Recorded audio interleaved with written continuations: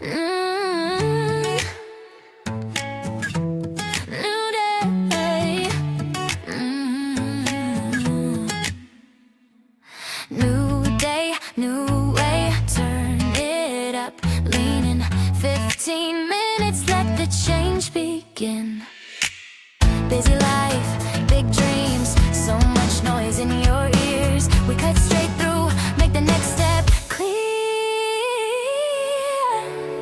Thought for Thursday, real talk, real tools right now. In 15 we move the dial, simple steps, strong moves, you'll see how. Thought for Thursday, clarity that sticks, you'll feel it from insight to action. And impact that stays. Thought for Thursday, let's change it.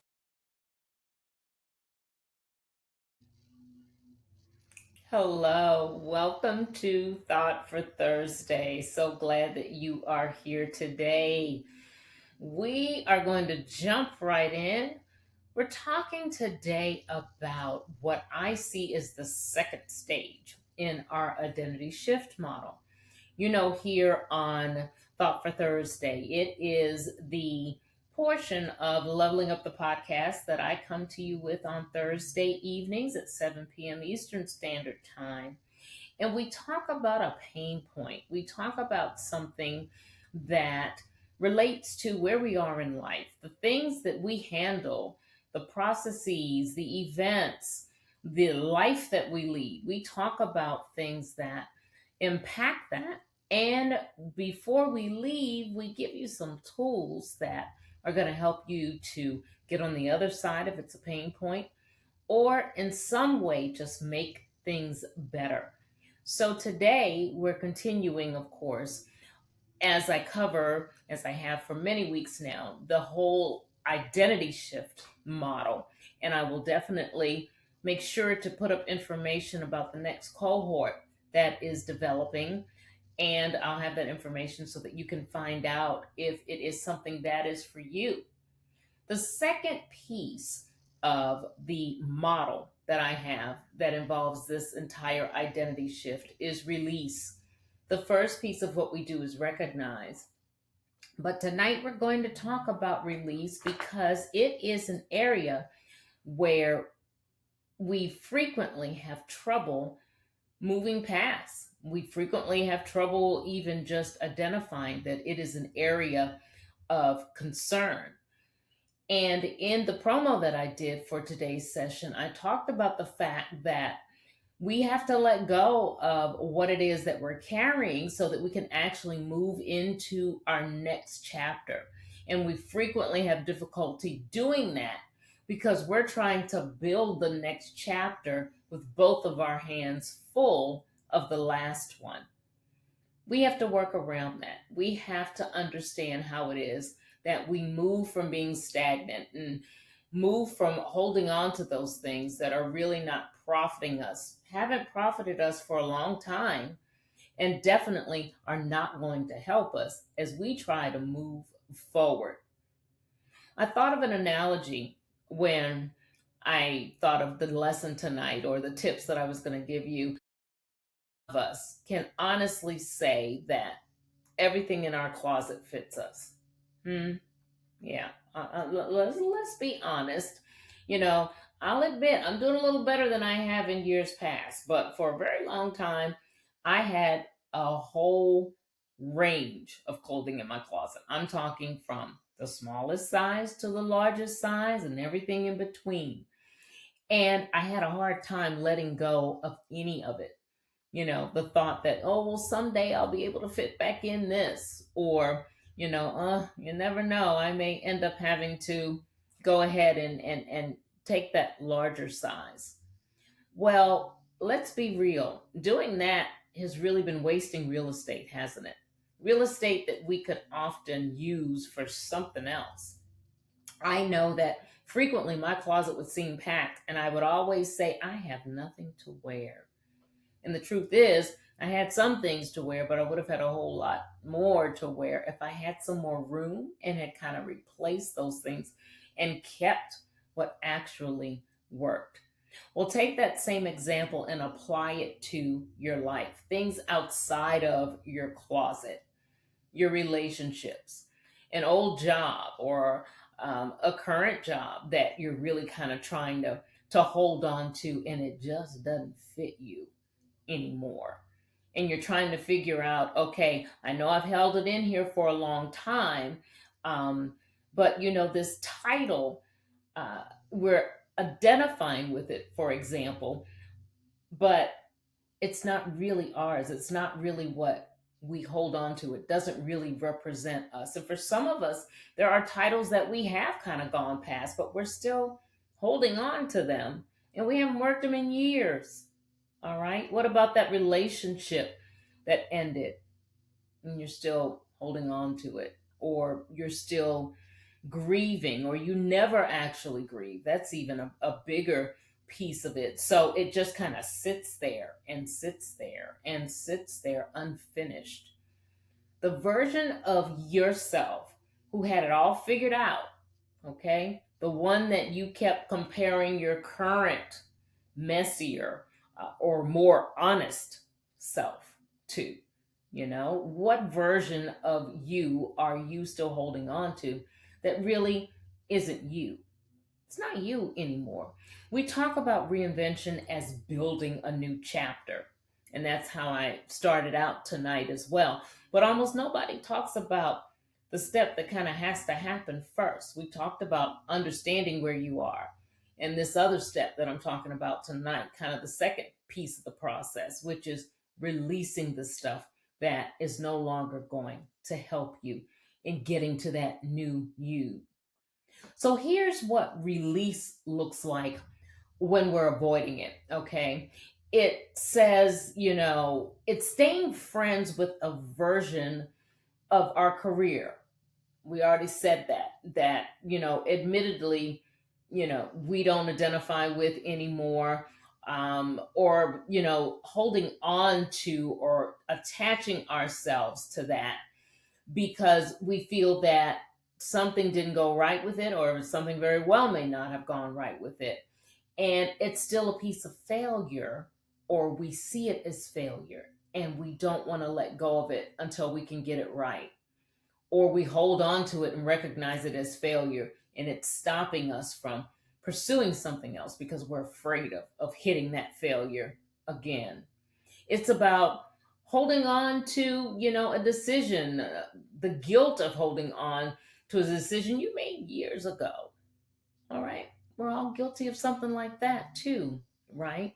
What about the fact that not only are you holding on to that decision, I mean, it's replaying in your head loop after loop after loop as though you have it on repeat. And you feel that you married yourself to it. And because of that, you don't want to separate. But release isn't, you know, just about big dramatic endings. Many times it's the small stuff that we really need to work on releasing, that outdated belief about what we're capable of doing. Or that outdated belief of, what we did 10 years ago, and it may not have been in the best light, or it may not have been some of our best accomplishments. And that means that we need to hold on and remember that, so that it stops us from understanding that we really are capable of accomplishing something different, bigger, and better. It's costing us, is the bottom line. It's costing us energy that we could spend building the new place that we want to be, the new person that we want to be, the new thing that we want to do. Definitely costing us room for what needs to come next. So here's why release is so hard. Our brains are really kind of wired to hold on to what's familiar. So a lot of the things, even the bad things, even the things that are negative, the things that are not in such a good light, we are wired to hold on to them, even if it's not really serving us anymore. Um, Letting go really kind of asks us to trust the unknown. And let's admit it, we don't like that. We like being comfortable where we are and knowing what's coming next. It's scary. It can be downright frightening, paralyzing to have to think about stepping out of where you are and moving into something new when you don't know what that new thing may look like. There is so much of there's a quiet fear underneath a lot of what is unfinished release. You know, if I let this go, doesn't mean it didn't matter. Release doesn't erase what came before, it honors it. And then it also makes room right next to that for the new thing. You can honor it and have the new thing even kind of in the same space. You don't have to disrespect your past to stop living in it. So I'm not saying that you have to feel as though you're disrespecting what you've gone through or disrespecting who you are or what you've accomplished or where you've been. But that doesn't mean you have to still live in the past that's not profiting you. So those two things, they're not in competition, even though it might feel that way at first. So here we go. Let's talk about the tools now. Here are 5 tools for the release stage of your reinvention. What's the first tool I want to bring to your attention?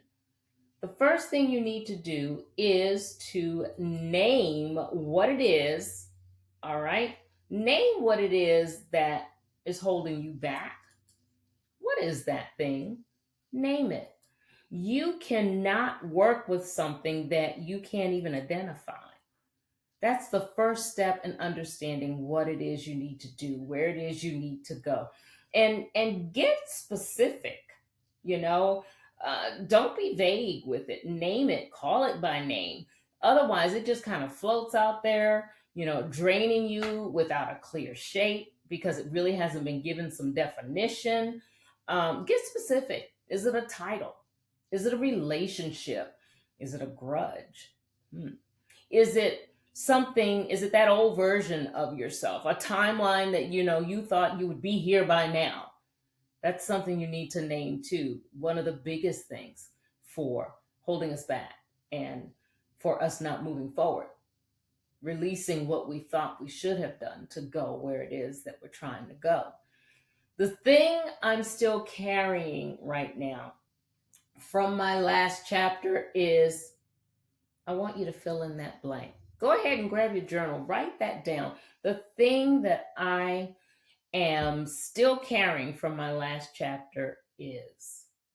And once it has a name, you can actually do something about that thing. All right, so what is tool number 2? You're going to name it, and then I want you to go ahead and hold a closing ceremony. Yeah, give it a ceremony. Hold a closing ceremony. Why? Because endings that never get marked as having ended, they kind of tend to linger indefinitely because your mind is still kind of waiting for some kind of official close. At the Olympics, they have an official close, and that lets you know that all the games have been played, so forth and so on. I can give you a number of examples, and some I know you can think of as well, that indicates that this is over. It's some type of closing ceremony.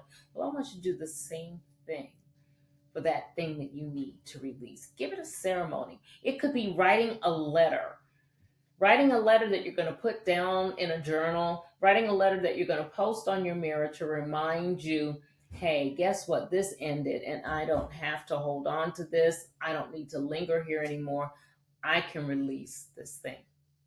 All right, we're moving right along. What is tool number 3? Separate honoring from holding. We've already talked about this a little bit. You can honor that old life and have the new place that you're going. Be in the same space. As long as you understand that the thing that you're honoring, that may say, you may need to say, that mattered, but it's over now. That's still honoring it, right? And it's a whole sentence. That mattered, but it's over now. And it's not 2 complete sentences. It's nothing that you need to tarry over, but make sure that you're giving the time that's needed to that space that's there for you to do the new thing. Say the sentence out loud as often as you need to, slowly, and notice that over time, you're really going to start believing that and you're going to be able to release and move from it. All right, what else? Go ahead and make sure that you release that comparison to your old self. Release the comparison to your old self. A huge amount of unfinished relief is kind of grief in disguise. Yeah, grief for the person that we used to be, or the person that we thought we'd be by now. We talked already about that timeline that holds us back, that, the one where we thought we'd be here by now, but we're not, and we're not moving because we're stuck in the fact that we're not where we want to be by now. Yeah. Ask instead, what does this current chapter actually need from me? Not, the old you, but the you right now. What does this current chapter need in order for me to move forward and be the new me? That's what you need to do. The fifth tool is create that space before you fill it. My goodness, we often rush to fill the space that our release, once we get there, we rush to fill that space that it's finally freed up. But we're unproductive because the empty space kind of feels comfortable, and sometimes we just sit in that, and that's unproductive. But we have to understand too what it is that we need to fill that space with. And just as importantly, realize that it needs to be filled and it can't remain empty. So, listen, after you release something, and we're going to do it this week, I want you to do it this week. After you release it, give yourself about 24 hours before jumping to the next commitment, the next project, the next relationship. You name whatever it is that you're kind of putting in that space where you've freed up because you've released some things. Don't rush to refill it with something that's familiar because it's comfortable, just to feel busy again, but fill it with something that's really going to help you to move. So this week, in addition to thinking about that, remember that, release isn't giving up, it's really making room. That every new chapter requires different things, and you can plug into the old for the lessons and for the resources that there are back there. But understand when it is blocking you from moving to the new. That is your indication that you need to release. So, last thought, you don't have to drag your past behind, to the past that's behind you, really, to prove that it mattered. Just set it down gently and walk forward with open hands. The open hands that you're now going to have, that are now freed up from that old chapter, from the old things that you were holding. And you're going to be able to move and do the new things. So that's it. I also told you about the identity shift cohort that's coming up. We need some more help in identifying what it is we need to recognize in the second stage now, release. We need to talk. There's a tool. We have tools. We have resources.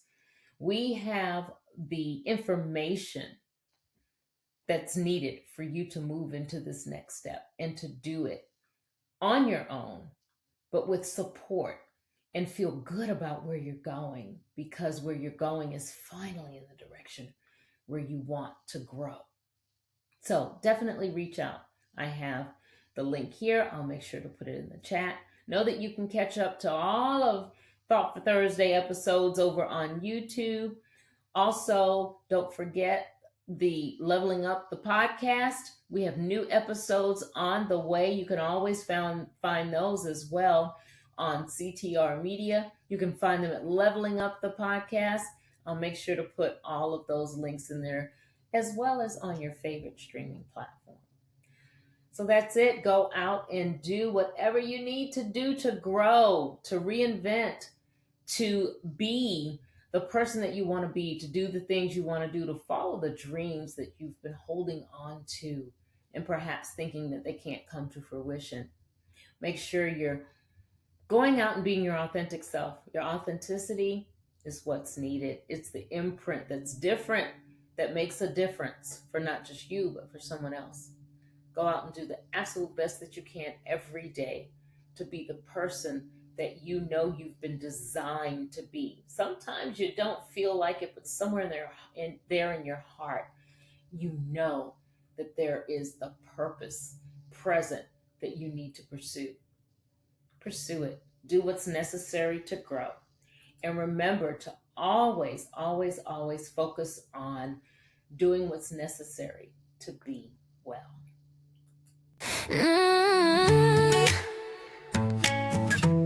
New day. Mm.